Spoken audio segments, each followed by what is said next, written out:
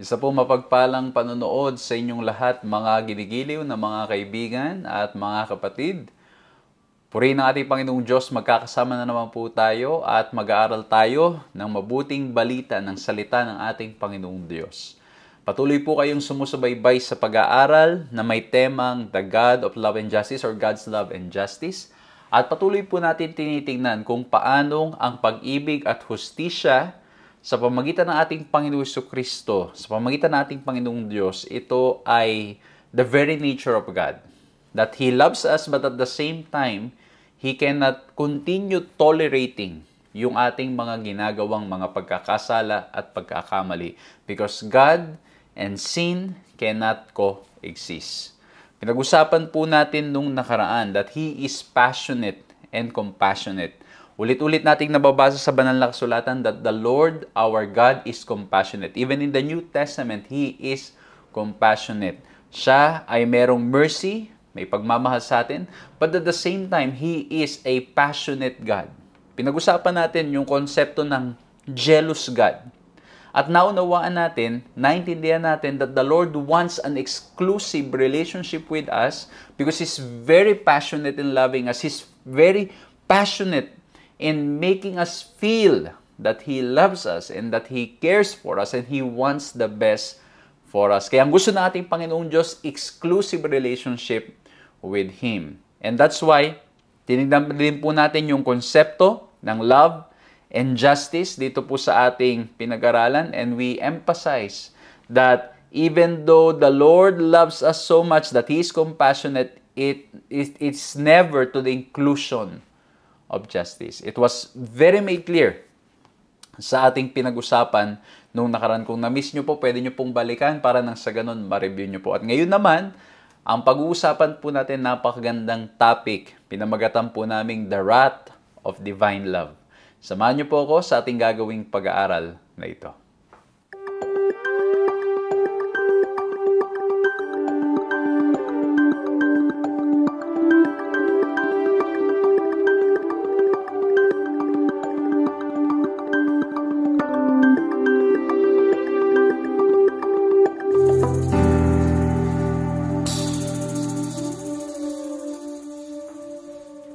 Ako po si Pastor John Alexis Mercado at patuloy po kayong sumusubaybay sa paglilingkod na ipinagkakaloob po sa inyo ng 3 Points Ministries na ito din naman ay napapanood natin sa Hope Channel.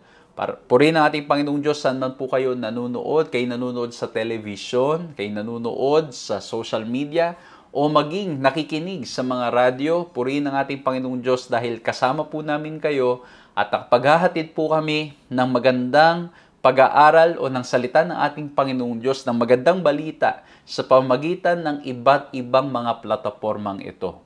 Salamat sa ating Panginoong Diyos na binibigyan tayo ng lakas at binibigyan tayo ng mga resources so we can continue doing this all for the glory of God. And that's why I want to take this opportunity to say thank you. Maraming salamat po sa lahat ng mga kaibigan, sa lahat ng mga kapatid, sa inyo po mga sumusubaybay, sa inyong patuloy na pagsuporta, sa inyo pong patuloy na pag-share ng inyong mga blessings, sa inyo pong patuloy na pananalangin at pagpapaabot ng inyong pagpapahalaga at concern para nang sa ganun ang ating gawain ay makapagpatuloy.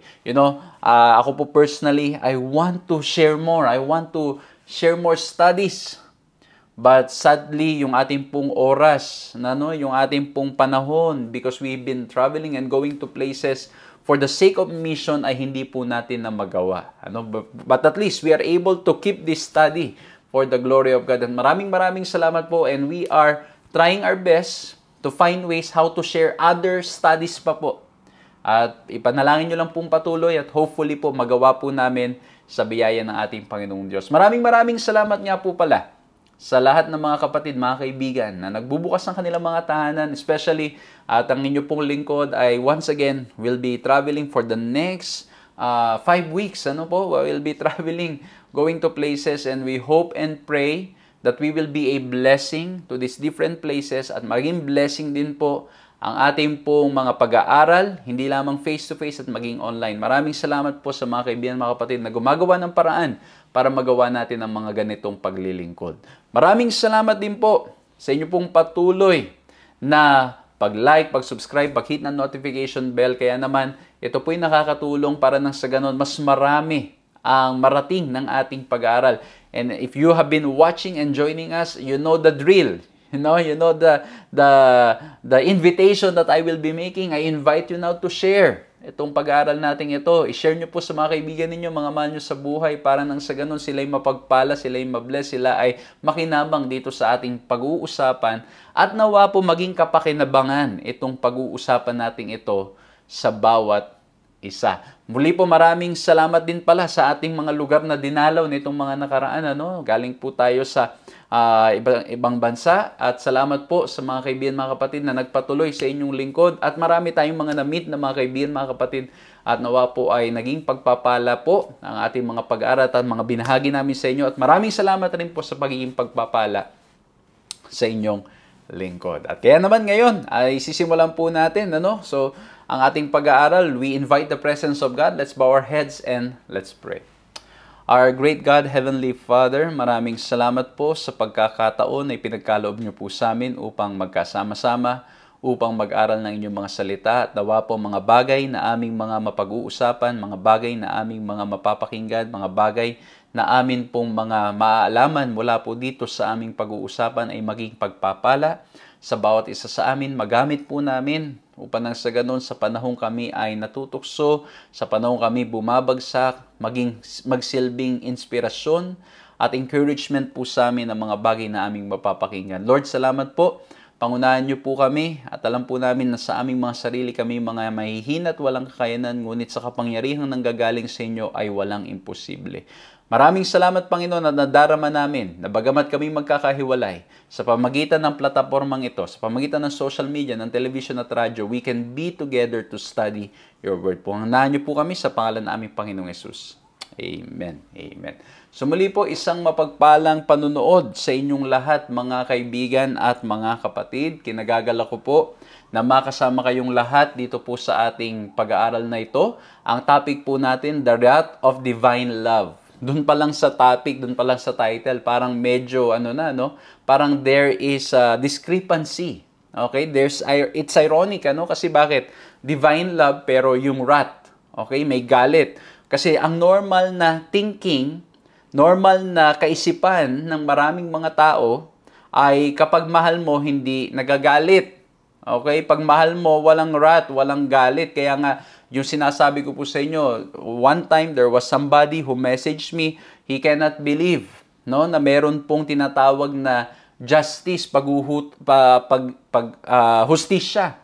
Merong mga hindi maliligtas kasi ang pananaw niya, dahil ang Diyos ay pag-ibig, lahat ay maliligtas. That's the desire of God, that everybody will be saved. But if we refuse to listen and refuse to obey what He wants, then what can God do? Kasi tayo po ay may mga choice. Okay? Kaya dito po sa pag-uusapan natin, ano yung wrath of God? What's the wrath of divine love? At ito pong concept na ito, it's not very easy to touch because you and I will be needing to look at the scripture in the lens of the love of God to fully understand this.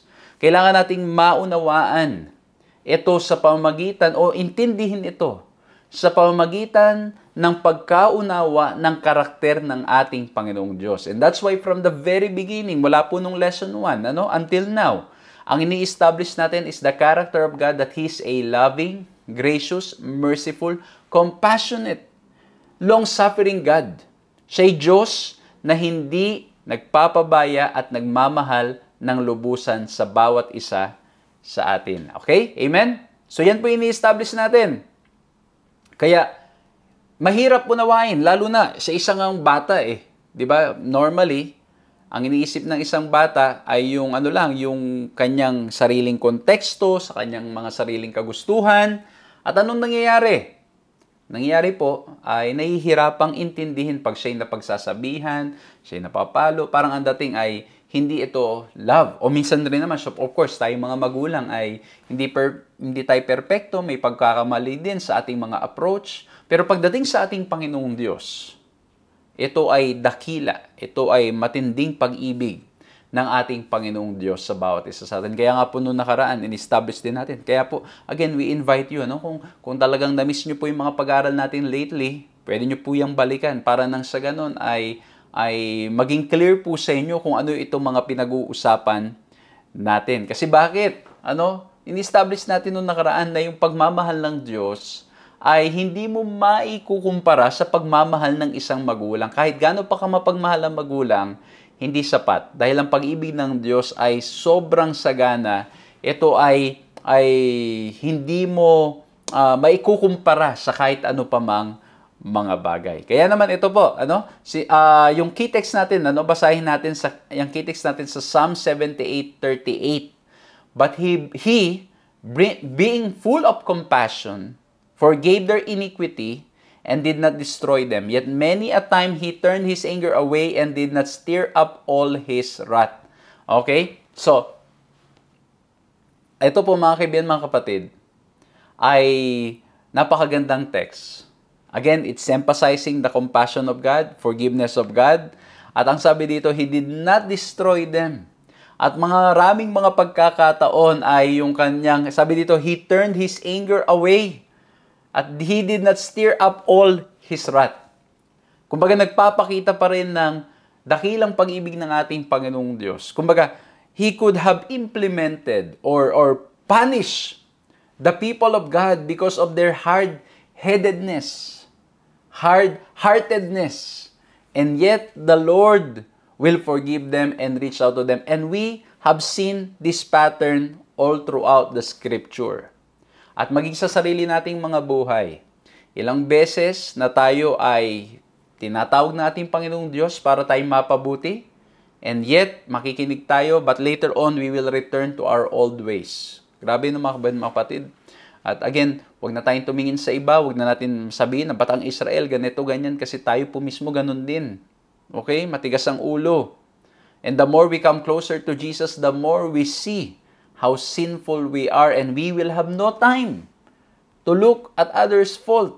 Okay, na kumbaga i-emphasize at i-criticize sila kasi tayo mismo ganitong ginagawa ulit-ulit na tayo nagkakasala at nagkakamali. Kaya nga po yung mindset, yung thinking ng iba dito sa topic natin, the wrath of divine love. Itong text na binasa natin, may anger ang Diyos? Hindi niya ginamit lahat yung kanyang wrath?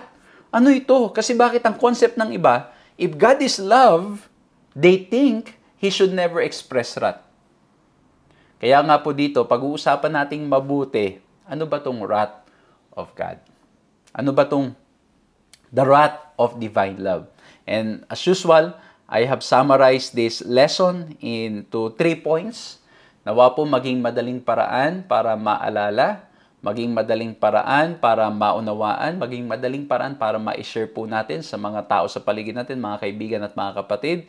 And if you have some other things na inyo pong mapipick up mula po dito sa ating pag-aaralan, then praise the Lord. We invite you to continue studying. Kasi bakit? Hindi sapat yung oras natin to fully discuss all of these things. And with the limited hour that we have or time that we have, this is not enough. So I'll be sharing with you my practical reflections from this text at nawa po maging pagpapala sa inyo. Kung may iba kayong leksyon, nanonood kayo sa social media, pwede nyo po isulat, i-type nyo, i-write nyo sa comment box para may makabasa ding iba. Kung nanonood naman kayo sa television, isulat ninyo, sa radyo din, isulat ninyo para nang sa ganun, when there's an opportunity to discuss this important topic, you know what to share. Okay? Kasi pag-uusapan natin yung wrath, yung galit, the wrath of divine love, the wrath of God. What is this? And so in order to understand this, let me start with my first letter C, the first point that I want to share with you. Let's look at the context of God's wrath. Ano ba yung konteksto nitong ating pinag-uusapan? Sa NKJV, yung binasa po natin kanina, sa Psalm 78:38, ang sabi dito, being full of compassion, forgave them, He forgave their iniquity and did not destroy them, yet many a time He turned His anger away and did not stir up all His wrath. So mapapansin niyo po dito, sa talatang ating binasa, there's the mentioning of God's anger and God's wrath. But, huwag niyo pong imimiss, doon pa lang sa start ng verse, makikita ninyo that He is full of compassion. He forgave them.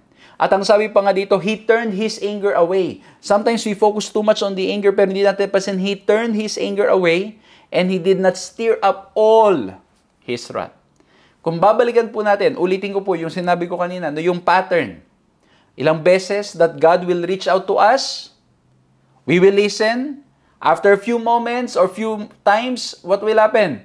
We will refuse again, at mas magiging malala pa yung kondisyon natin, doon sa dati nating kondisyon, and then God will reach out again to us, and then eventually, ulit-ulit na tayong magre-refuse, and most of the time, mga kapatid, mga kaibigan, ang mangyayari po ay, the Lord, in His love, will respect our choices. And He always respects our choices. Okay? Lagi niya nire-respeto ang ating mga pagpili. Ang gusto nating Panginoong Diyos, sa Kanyang pag-ibig, mapabuti tayo, at hindi lang mapabuti tayo yung mga ligtas, pero kung pipiliin natin na hindi sumunod sa Kanya, pipiliin natin gawin pa rin yung mga bagay na mali, mga bagay na magpapahamak sa atin, tayo ay mapapahamak. At may mga pagkakataon na pahihintulutan na ng ating Panginoong Diyos. Dumaan tayo sa mga pagsubok ng mga buhay at marami pang iba. Kasi bakit? Minsan ito ay dahil sa ating sariling kagagawan. At minsan naman, ito ay bunga ng kasalanan na umiiral at naging nagkaroon ng epekto dito sa sanlibutan. And remember, when we talk about sin, it affects not only the person sinning, but also the people around him. At ang mangyayari mga kapatid, sometimes we ask, bakit ganon? Maybe, may mga nagtatanong, I've been following the Lord, pero bakit ganito yung nangyayari sa akin? Kasi again mga kapatid, God in His love wants us to be saved. It's not just about being comfortable here on earth. It's not just about having a good life here on earth. It's about us being saved. And that's why, mga kapatid, ay yung wrath ng Diyos, as described in the Bible, is God's anger, or God's anger is always His righteous and loving response against evil and injustice. Divine wrath is righteous indignation motivated by perfect goodness and love, and it seeks the flourishing of all creation. God's wrath is simply the appropriate response of love to evil and injustice. Okay? Ang wrath ng Diyos sa banal na kasulatan is God's response of love to evil and injustice. And because He loves us, He needs to correct us.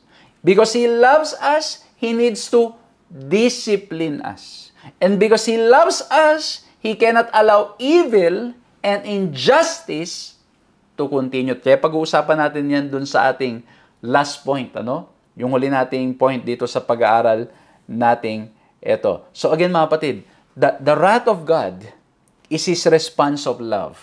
At ang kanyang kagustuhan ay yung mapabuti ang kanyang mga nilalang. Mapabuti tayong lahat. Parang isang magulang.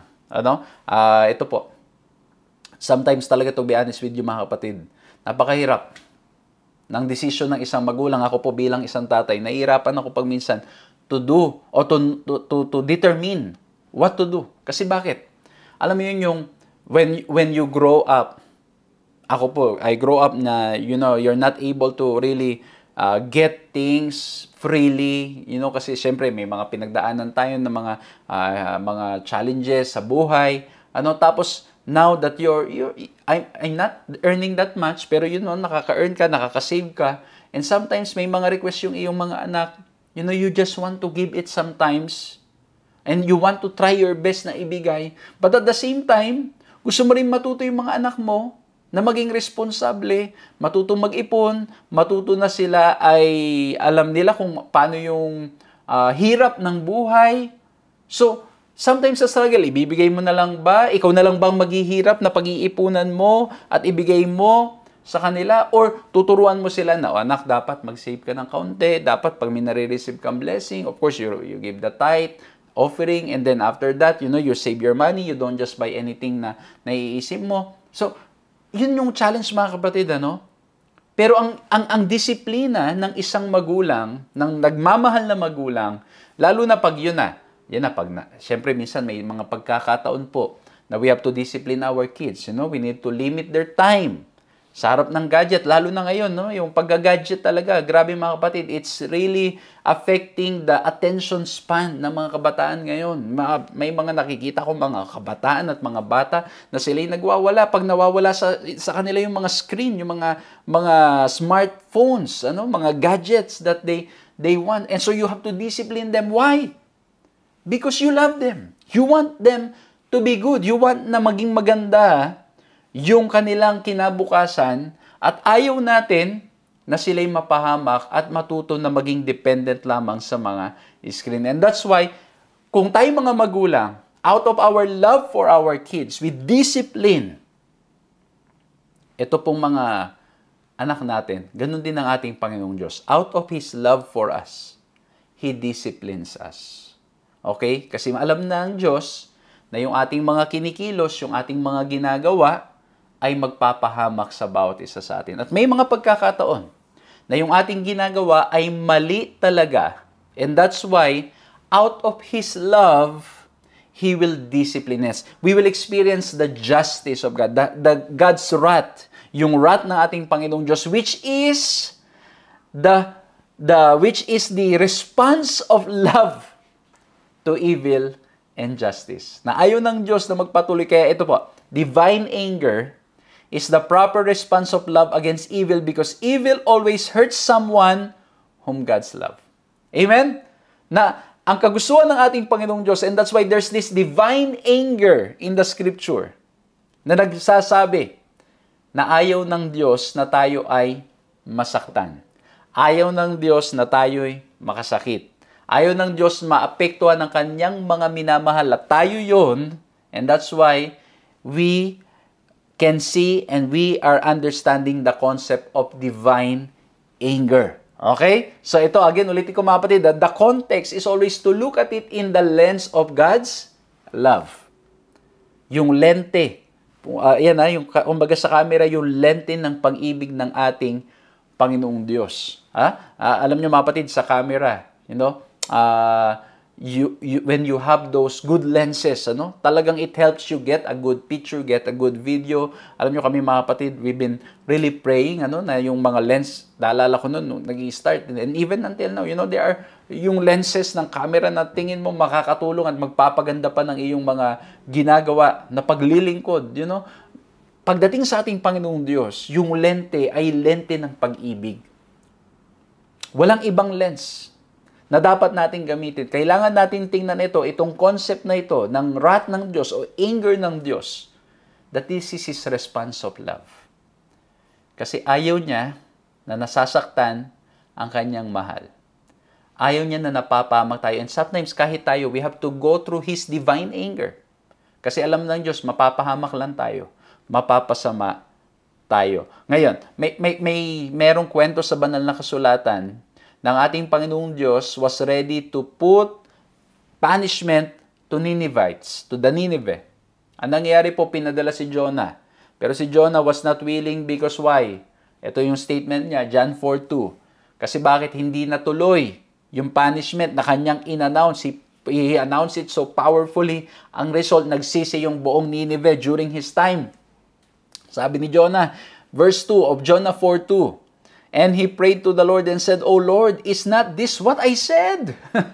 When I was yet in my country, that is why I made haste to flee to Tarshish, for I knew that you are a gracious God and merciful, slow to anger, and abounding in steadfast love, and relenting from disaster. Ang sabi ni Jonah, alam ko ni. Pero sinasabi niya ito hindi dahil is praising the Lord, but he's mad at God. Kasi bakit pinatawad ng ating Panginoong Diyos itong mga Ninevites? Salib na sila'y parusa ng ating Panginoong Diyos. Pinatawad ng ating Panginoong Diyos. Ay grabe mga kaibigan, mga kapatid. Pero ito mga kapatid, itong statement ni Jonah, number 1, it shows the hard-heartedness of Jonah. Nagpapakita ng katigasan ng puso ni Jonah that he was not responding to the love of God.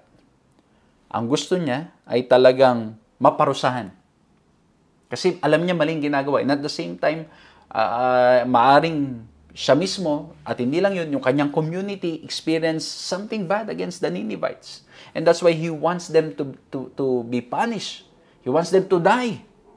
At nung pinatawad ng ating Panginoong Diyos, hindi niya matanggap. Kaya ito yung nagpapakita ng katigasan din ng puso ni Jonah at hindi niya naranasan ang pag-ibig ng ating Panginoong Diyos. And that's why he's not ready to also forgive. But this also, itong statement din ni Jonah, it reinforces how central God's compassion and grace are to His character. Na ang Diyos, yes, we will be punished if we continue our own way. Kasi bakit tayo yung maaring nakakagawa ng mali na nakakasakit sa atin, nakakasama sa ating kapwa, nakakasama sa minamahal ng ating Panginoong Diyos. And so because of God's love, we will experience His anger, His divine wrath. Kasi bakit? Ayaw niyang tayo ay mapasama. And He needs to discipline us. Pero ang gusto ko dito yung sinabing slow to anger. Or in other words, long-suffering. Okay? Tapos, alam nyo ba, itong long-suffering can also be translated as long of nose. Okay? Long of nose, mahabang ilong. Bakit? Anong ibig sabihin niyan? Kasi sa Hebrew po, ito ay idiom. Na yung anger po is associated with the nose. Yung length ng nose ay nagpapakita how long it takes for one to become angry. So, pag mahaba daw ang ilong, mas mahaba yung pasensya, mas matagal bago magalit. Pag maiksi yung ilong, madaling magalit. Aba, sabi siguro ng iba, hindi totoo yan, pastor. May mga nakita ako mahabang ilong, pero ang bilis magalit. May mga nakita ako maiksi ang ilong, pero mas matagal bago magalit. Well, again, mapatid, it's an Hebrew idiom. But ang point, mga kapatid, ito ay nagpapakita na ang Diyos is long-suffering and compassionate. Okay? Ang Diyos will not just tolerate sin. And that's why He needed to send Jonah para nang sa ganun mawarningan at masabihan itong mga Ninevites. Pero ang kabutihan ng ating Panginoong Diyos, ano po nangyayari? He forgives people. When they admit and they turn away, they repent from their doing, ang Diyos is very compassionate. At kaya nga po makikita natin itong love and justice ng ating Panginoon, walang iba sa cross ng ating Panginoong Jesucristo. Sa cross, when Jesus Christ died, the cross is a symbol of God's love because He wants everybody to be saved, but at the same time, it's a symbol of justice. Kasi bakit? Yung cross represents God's anger towards sin. God's wrath against sin. That Jesus needed to die on the cross kasi nagpapakita na kinamumuhian ng Diyos ang kasalanan. It's God's wrath. Okay? So, eto mga kapatid, ay ito pong sa Jonah, kwento ni Jonah, again, it shows the hard-heartedness of Jonah, but it also reinforces that God's compassion and grace ay talagang parte. O hindi lang parte, that is His character. Amen? So again mga kapatid, the context of divine wrath, it's His response of love because God is love. Okay? At yung kanyang anger towards sin, yung anger towards evil and injustice is because the Lord loves us. The Lord doesn't want the people He loves to be hurt. Ngayon, basahin pa natin to. Lamentations 3:32-33. But though He cause grief, He will have compassion according to the abundance of His steadfast love. For He does not afflict from His heart or grieve the children of men. Okay, mga kapatid? Ang ganda nitong text na ito. Though He cause grief, He will have compassion. He will show them love. Kasi bakit? He does not afflict from His heart or grieve from the children of men. Grieve the children of men. Ang ganda ng text na ito. Okay? Kasi yung divine anger in the Bible is always because of love and compassion. Yung divine anger sa banal na kasulatan, yung wrath of God is always because of the desire na mapabuti ang bawat isa sa atin. Tayo mga kapatid, yung galit natin hindi ganon. Minsan yung galit natin, ang reason kasi nasaktan tayo, napahiya tayo, tayo ay nailagay sa isang sitwasyon na hindi maganda. O kaya naman, more on self. Ano? Kaya pag nagagalit tayo, more on self minsan ang reason. Pero dito, yung divine wrath ng ating Panginoong Diyos, it's always for the good of people. Kasi bakit mga kapatid? Para nang sa ganun tayo ay madala sa tamang landas. Gusto ko pong basahin to, no? He does not want to bring judgment against evildoers, but love finally requires justice. Okay? Ayaw sana natin Panginoong Diyos, out of His love, He does not want to bring judgment against evildoers. Okay? Kasi gusto ng Panginoon talaga lahat mangaligtas. Lahat mapabuti. Lahat ay tumanggap sa Kanya. Pero may mga taong pipili na hindi gawin yon. May mga taong pipiling patuloy pa rin gumawa ng mali, lumakad pa rin sa maling landas. And so because He loves them, finally, it will require justice. Finally, it will require na sila po ay magkaroon o sila ay maranasan yung fullness of God's divine anger towards sin. Kaya ang ganda nito mga kapatid, sa banal na kasulatan, pag binasa po niyo sa Matthew 27, ang fire o yung hellfire is never designed for people. It's designed for Satan and his angels. Kaya lang ano po mangyari? Yung mga tao, because they do not want to listen to God, they want to hold on to sin that hurts them. That hurts the love, what God loves. And ultimately, mga kapatid, because of love, they find it finally will require justice. Pero ang point, mga kapatid, ang gusto natin, Panginoong Diyos, everyone will have compassion. Kaya nga po, everyone will experience His compassion. Kaya po, slow to anger. Talagang ulit-ulit na magre-reach out muna ang ating Panginoong Diyos. Ito, pag-uusapan natin yan dito. Sa second point natin, may mga magandang key text dito na kailangan nating pansinin to establish this point. Number 2, let's look at the cases of God's wrath. Number 1, we look at the context. Number 2, let's look at cases. Kasi nga, pinag-uusapan natin yung righteous indignation ng Diyos. Yung righteous anger ng Diyos. Yung banal na pagkagalit, banal na hustisya ng ating Panginoong Diyos. At maraming mga pagkakataon sa banal na kasulatan. Sa Old Testament, maraming pagkakataon. Nakita natin yung wrath ng Diyos. That's why, kailangang maparusahan yung isang buong bansa, isang buong grupo. Kasi bakit mga kapatid? It's affecting the morality. It's affecting what the Lord loves. Kaya nga po, imagine ninyo, pag pinag-uusapan ang righteous indignation or the wrath of God, parang isang magulang na wala pang hospital, o kahit na let's say may hospital na, okay, parang isang magulang na kailangang dalhin ng kanyang anak sa ospital kasi merong siyang virus na tumama o bakteryang tumama sa kanyang katawan. Nang nangyari po ay unti-unti ay kumakalat sa kanyang buong katawan at pinapatay siya. At ang tanging magagawa ng isang magulang ay dalhin ng kanyang anak sa ospital upang ipaputol yung parte ng katawan na yon para nang sa ganun mabuhay ang kanyang anak. Okay? Kumbaga, kung sa panahon noon, kailangan gumapit ng itak ng magulang at pagkatapos puputulin yung daliri o kaya yung paa kaysa naman na kumalat yung lason sa buong katawan.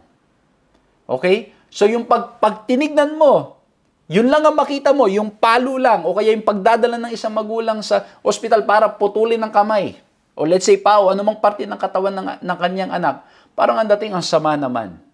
Pero in reality, it is done out of love. It is done out of love. Para nang sa ganun ay mailigtas ang pinakamamahal. Ganun din ang pag-ibig ng ating Panginoong Diyos. Okay? Yung righteous wrath, yung righteous anger ng ating Panginoong Diyos para tayo mapabuti. Kaya po sa Old Testament, we need to see it in that lens. Kaya marami nagsasabi sa Old Testament, God of ano lang ng Diyos God of justice and God of anger. Sa New Testament lang God of love, magkaiba no. It's talking about the same God. Ang problem lang is we are reading it in a different lens. And that's why we are not able to see His love. That He's slow to anger. His long-suffering, ulit-ulit na ginagawa na ng tao, ulit-ulit na rini-reach out na ating Panginoong Diyos. Pero, ayaw pa rin makinig ng tao. Now, let's look at also the New Testament sa ating Panginoon Kristo. Remember, there was a time na yung sa temple, sinitan ng ating Panginoong Diyos. Ang sabi sa Matthew 21 yan. Matthew 21, basahin ninyo. Pero babasahin lang natin verse 13. He said to them, "It is written, My house shall be called a house of prayer, but you make it a den of robbers." So these people needed to experience the anger, the righteous anger of God. Kasi bakit? They are doing something wrong. Yung house of prayer, na sana'y nagagamit para nang sa ganun maging pagpapala sa maraming mga tao, maging paraan para makakilala sa ating Panginoong Diyos, it is being used to oppress more people. Ito po, let's look at the setting dito. The temple and services, which were supposed to typify God's gracious forgiveness and His cleansing of sinners, were instead being used to cheat and oppress some of the most vulnerable. And so dahil mahal ng ating Panginoong Diyos ang tao, mahal niya yung mga na-o-oppress, yung mga nadadaya, at mahal niya rin yung nandadaya. Mahal niya rin. And so they need to experience the anger of God. The righteous indignation. The righteous wrath of God. Kasi bakit? Mali ang kanilang ginagawa, nakakasakit ng iba, at masama rin para sa kanila, and so the Lord is saving them. Amen? Ano pa? Sa Mark 10:14, yung mga bata lumalapit sa ating Panginoon Jesucristo at ayaw palapitin ng mga disipulo. Ang sabi sa verse 14, tingnan ninyo, "But when Jesus saw it, He was indignant and said to them, 'Let the little children come to me, do not hinder them, for such belongs to the kingdom of God.'" Ayan, righteous indignation. Kasi bakit? Nilalayo ng mga disipulo. Well, again mga kapatid, it's possible na nilalayo ng mga disipulo kasi niisip nila, very busy ang ating Panginoong Diyos, o makakaabala lang itong mga batang ito. Pero ang sabi nating Panginoong Diyos, no. Let them come to me. Okay? Do not hinder them, for such belongs the kingdom of God. Okay? Kaya, eto po, mapapansin po ninyo na ito ay mga examples of righteous indignation. Kasi ang gusto natin, Panginoong Diyos, mapabuti tayo. Ito meron pa sa Mark chapter 3 na case. Okay? Cases. Sabi dito sa Mark 3:4, "Is it lawful on the Sabbath to do good or to do evil, or to save life or to kill?"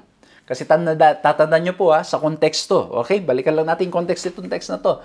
Kasi bakit po? Yung pananaw ng mga religious leaders during that time ay hindi ka dapat nagpapagaling.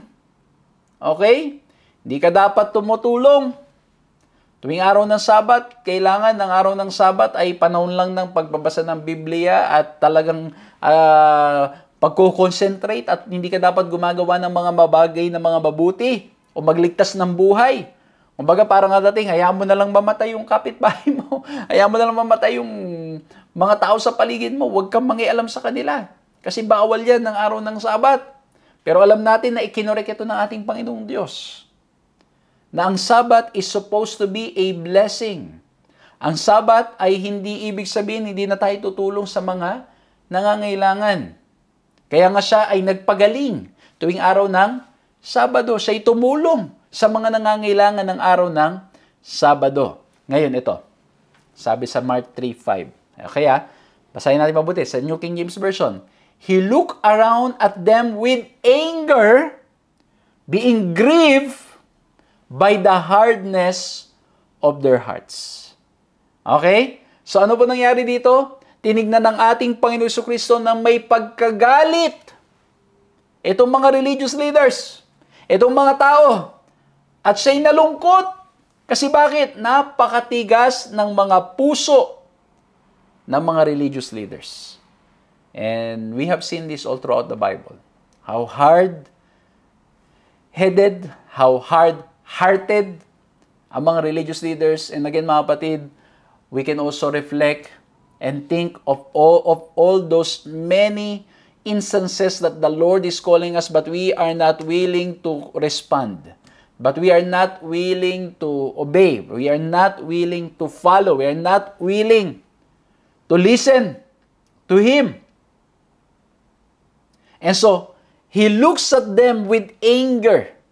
So, Christ's anger is associated here with grief at their hardness. It is the righteous anger of love. Ulitin ko mga kapatid, yung righteous indignation, yung righteous anger ng ating Panginoon Jesucristo ay dahil sa katigasan ng puso ng tao. That's why we always emphasize, He loves sinners, but He hates sin. He's angry with sin, but He loves sinner. Kaya ang ganda nitong text na to Siya'y galit dahil sa katigasan ng puso ng tao. Tayo pag minsan mga kapatid, hindi lang tayo nagagalit sa katigasan ng puso, nagagalit na tayo sa tao. Kaya tayo minsan, di ba, nangyayari sa atin, nagtatanim na tayo, nagkakaroon na tayo ng judgment na walang pag-asa na yan. Talagang ito ay wala na tayong makukuha dyan na pagkakataon para sa taong yan. Ganun ang nangyayari. But we can see in all these cases, okay, I mentioned something in the Old Testament. Ano po, we need to look at it at the lens of God's love. At ngayon, kita din natin dito sa New Testament, how in the life of Christ, it shows the righteous anger of God. It shows the righteous anger of God. It shows na galit ang Diyos sa mga maling gawain. It shows na galit ang Diyos doon sa mga bagay na magpapahamak sa Kanyang mahal at tayo'y mahal niya, at kung ang ginagawa natin magpapahamak sa atin, mga kapatid, He will also rebuke us. We will experience the wrath of God. If what we're doing is also hurting others, He's not happy with it. There's this righteous indignation, the wrath of God. Kasi bakit? Again, it's a response of love. Dahil ang gusto ng ating Panginoong Diyos, mapabuti tayo.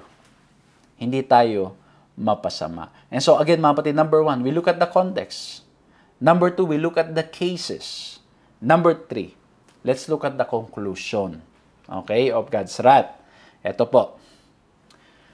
Sa Old Testament na mention ko po, ulit-ulit nire-reach out ng ating Panginoong Diyos. May binasa pa tayong text last time na how many times that the Lord wanted to gather His people, His children, but they were not willing to come. Ulit-ulit na magpapadala ang ating Panginoong Diyos because He's slow to anger. Hindi siya kagad nagsasawa. Tayo, bilis nating magsawa eh. Tayo, bilis nating mapagod. 1, 2, 3 sabi lang. Minsan ayaw na natin, sasabihin natin wala nang pag-asa. Okay? Yan yung problema natin. Pero ang ating Panginoong Diyos, He's slow to anger. He continues to reach out to us. He continues to have faith na tayo ay magbabago, tayo ay makikinig. Pero ito, kung ayaw talagang makinig, tingnan nyo pa nangyari sa Ezra 5:12. But because our fathers had angered the God of heaven, had angered the God of heaven, He gave them into the hands of Nebuchadnezzar and the king of Babylon, the Chaldean, who destroyed his house and carried away the people to Babylonia. So, makakapansin nyo po dito, no? Ano po nangyari? Because they were not willing to follow. The Lord gave them into the hands of Nebuchadnezzar. And many times in the Bible, mapapansin nyo po, especially in the Old Testament, that the Lord gives us, the Lord gives His people, pinapahintulutan ng ating Panginoong Diyos na ang kanyang mga anak ay dumaan dito sa mga ganitong uri ng karanasan, katulad ng nakaranasan nila sa Babylonia, that they were in exile in Babylon. Why? Because of God's love for people.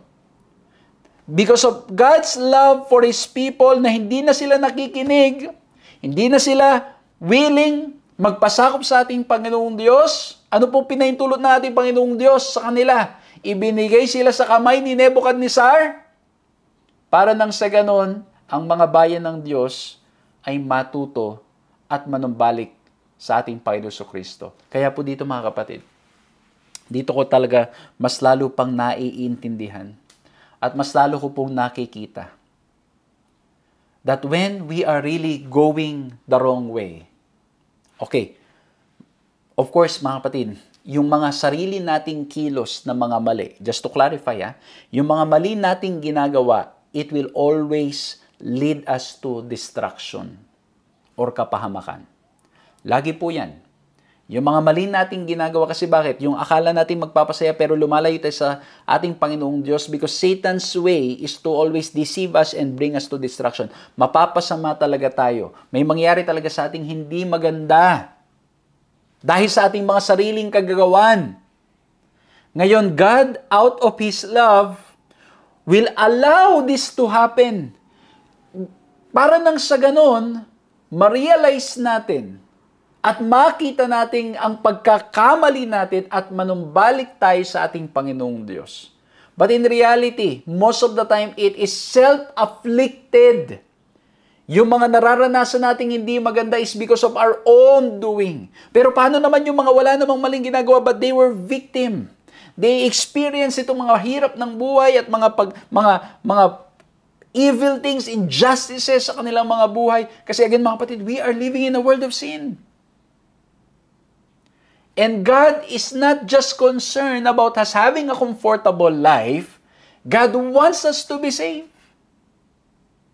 And so, yung wrath ng ating Panginoong Diyos, yung divine anger ng ating Panginoong Diyos, it's designed para nang sa ganun tayo matauhan, manumbalik sa Kanya. Kasi yung ginagawa natin, nakakasakit at hindi maganda, para sa atin na mahal tayo na ating Panginoong Diyos at minsan hindi rin maganda sa mga sa paligid natin. And so the Lord allows us in His anger, in His divine love, in His divine anger, in His righteous indignation, righteous anger, righteous wrath, He allows us to go through disciplines para matauhan tayo. Ang ganda nito, tingnan niyo sa 2 Chronicles 36:16. When the Lord allowed it, this is the context. But they kept mocking the messengers of God, despising His word and scoffing at His prophets until the wrath of the Lord rose against His people until there was no remedy. Kasi ano nangyari? Ang tigas na ng puso eh. Lahat na ng pinapadalang mensahero na ating Panginoong Diyos, hindi na pinapansin. Binabaliwala na nila lahat ng sinasabi at mga propeta. And so ang sabi doon, wala ng pag-asa, wala ng remedy. And so the Lord allowed them to go through exile. The Lord allowed them to go through war and lose the war against Babylon. Kaya anong nangyari po mga kapatid, mga kaibigan? Kung yung ating mga ginagawang kasamaan at kamalian ay nagdadala sa atin sa kapahamakan at patuloy tayo tinatawag natin Panginoong Diyos pero ayaw pa rin nating makinig, time will come. The Lord will allow us to go through these sufferings, this problem, so that we will be saved. Okay? Kasi mahal tayo nating Panginoong Diyos. Hindi yung anger sa banal na kasulatan, yung anger ng ating Panginoong Diyos ay hindi lang dahil nagalit siya or dahil gusto niya lang maglabas ng negative emotion, no. It's always because of His love that He disciplines us. Kasi bakit? Mali ang ginagawa natin. Nakakasakit sa atin, nakakasakit sa kapwa natin, mahal ng Panginoong Diyos. Gustong maligtas. Gusto ng Panginoon na maligtas lahat. Pero ayaw makinig. And so the Lord allows to go through this wrath, these punishments. Dahil na rin sa ating sariling kagagawan. Kaya nga po, divine wrath, divine anger. Kaya ito, ngayon mga kapatid, sa Old Testament, they will go through this, and some of them will repent. Ililigtas sila ulit natin, Panginoon Diyos, same pattern. But time will come mga kapatid. There will be a complete eradication of sin. Basahin natin to. God's anger against evil, which will finally culminate in the eradication of all evil once and for all, stems from His love for all and from His desire for the final good of the universe, which itself has a stake in the whole question of sin and rebellion and evil. Ano sabi po dito? For the final good of the whole universe, there will be an eradication of sin. But again, mga kapatid, the Lord is long-suffering. He's been wanting to reach out. He's been wanting everybody to be saved. Pero time will come, mga kapatid. The fullness of God's anger against evil, against rebellion, against sin will take place. And it will put an end. It will totally eradicate all evil for the final good of all of those whom the Lord loves. Kasi mahal ng Panginoong Diyos lahat. At gusto ng ating Panginoong Diyos lahat ay mga ligtas. Kaya lang, kung talagang ayaw ng mga tao, the Lord will not force us. Hindi pipilitin ng ating Panginoong Diyos. Kaya naman ang ganda po na nagpapakita, when we look at this idea, this concept of the wrath of divine love or righteous indignation or the wrath of God, we can see that it's all because of His love. Na ang kanyang iniisip lagi ay mapabuti ang bawat isa sa atin. His long-suffering. Kaya makikita nyo sa Old Testament, ulit-ulit nagkasala, ulit-ulit nagkamali, magsisisi, ililigtas ng ating Panginoong Diyos kasi praise the Lord, naging maayos sila, babalik ulit sila sa dati nilang gawain na mali. Ganun na nangyari mga kapatid, but time will come. Totally, sin will be eradicated. Mawawala na mga kapatid. Sin will be no more. Wala na mga kapatid. And that's why yung God's wrath, okay, against evil, against sin, it will also be no more because there will be no more evil. There will be no more sin. Okay? Mawawala na. So ito mga kapatid, itong God's wrath in the Bible is God's response of love to evil. Na ang gusto na ating Panginoong Diyos, mapabuti tayo. No? Di ba? Kaya nga minsan mga kapatid, although it's not enough to fully describe, pero di ba may mga pangyayari na yung mga anak natin, halimbawa, di ba, biglang may gumawa ng mali. Di ba tayong magulang, nagagalit tayo kasi bakit? Nasaktan yung minamahal natin eh. Di ba? Ganun ang nangyayari sa atin mga kapatid. Ako mga kapatid bilang pastor, sometimes when I remember when I was a district pastor, when I heard that something is being done to our members, that they are, yung sila'y dinadayat marami ba, nagagalit ako kasi mahal ko yung mga members ng church. Okay? Nagagalit ako mga kapatid. Kumbaga, kung tayong human flesh, human beings na hindi perfect, nakakaramdam tayo ng ganun. Although, minsan mga kapatid, ang ating anger is not towards sin and evil. Sometimes, although it starts with that, napupunta minsan sa tao, pero ang ating Panginoong Diyos, iba mga kapatid. He loves us all. He loves us all sinners. He loves yung mga nadadaya. Mahal niya rin yung nandadaya. But the Lord will not tolerate sin. Because He hates it. And if people continues to hold on to sin, they will experience the fullness of His wrath. And when the time comes, He comes in the clouds of heaven, sin will be no more. Kaya nga po, ang ganda ng sinabi ng Romans 12:19. Never take your own revenge, beloved, but leave room for the wrath of God. For it is written, vengeance is mine, I will repay, says the Lord. Huwag daw po tayong maghiganti at ang ibigyan natin ng room ang divine wrath of God, the wrath of God. Kasi bakit mga kapatid? The wrath of God, the anger of God. God is love and God is God of justice.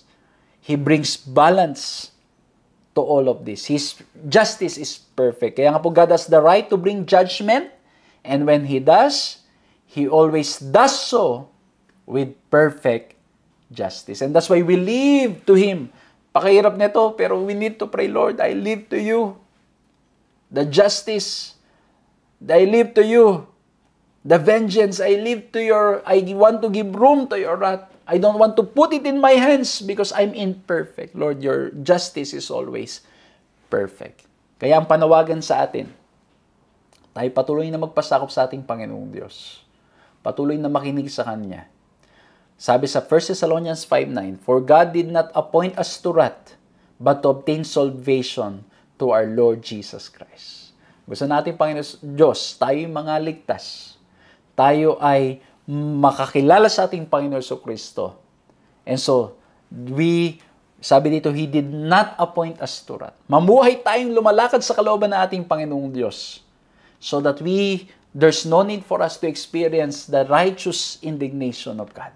Mamuhay tayong ng tama, mamuhay tayong lumalakad sa Kanyang kalooban so that He will tell us, well done, good and faithful servant. But again mga kapatid, we need to continue to rely sa ating Panginoong Diyos because on our own, we cannot do this. We need to continue to rely on what Christ did for us. Isuko ang lahat sa Kanya, sampalatayanan ng Kanyang ginawa at sa pamamagitan ng pananampalataya sa Kanya, siya magbibigay ng lakas sa atin para ang ating mga kilos, iniisip at ginagawa ay makasunod tayo sa kalooban niya. Nawa po'y na-bless kayo dito po sa napakagandang pag-aaral natin. Again, ang 3 points natin, we look at the context, cases, and conclusion of the wrath of divine love. Let's bow our heads and let's pray. Maraming salamat po sa aming napag-aralan ngayon. Tunay nga, Panginoon, that we need to look at things, especially in this topic. We need to look at it in the lens of Your love. At nakita po namin, Panginoon, that everything You do, it's perfect.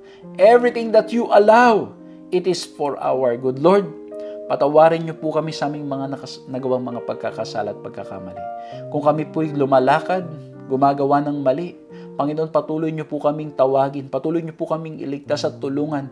Lord, tulungan Niyo po kami, disiplinahin Niyo po kami, Lord, upang nang sa ganon kami makalakad at magawa namin ang Inyong kagustuhan.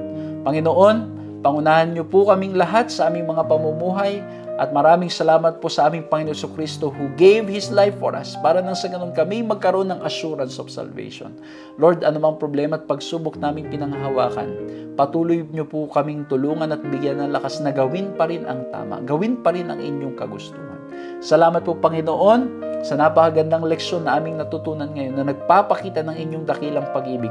Tulungan niyo po kaming kamuhian, magalit din kami sa kasalanan at sa evil and injustices in this world, but at the same time, to love the people around us, especially na kayo po mismo ay nagmamahal ng sobra-sobra sa aming lahat. Maraming salamat po. Pagpalain po ang lahat. Pagpalain po kaming lahat sa pangalan namin Panginoong Hesus. Amen. Maraming salamat po sa inyong ginawang pagsama sa ating programang ito. Nawa po'y na-bless, nawa po'y nakinabang, at nawa po ang pag-ibig ng ating Panginoong Diyos ang patuloy na maghari sa ating mga buhay. Patuloy ko po kayong inaniyan sa marami pang mga pag-aaral na ating ginagawa, at nawa po ay patuloy nating i-share ang program na ito para nang sa ganun mas marami pong mabless. At maraming salamat din po sa lahat ng mga nagbubukas ng kanilang mga tahanan, ng kanilang mga bahay o tahanan bahay o ng kanilang mga puso para nang sa ganun ang inyo pong lingkod ay makapaglingkod sa iba't ibang mga lugar. Maraming salamat po for making it possible. We bring back all glory and praises to God. Magkita-kita po tayo muli sa susunod na pag-aaral.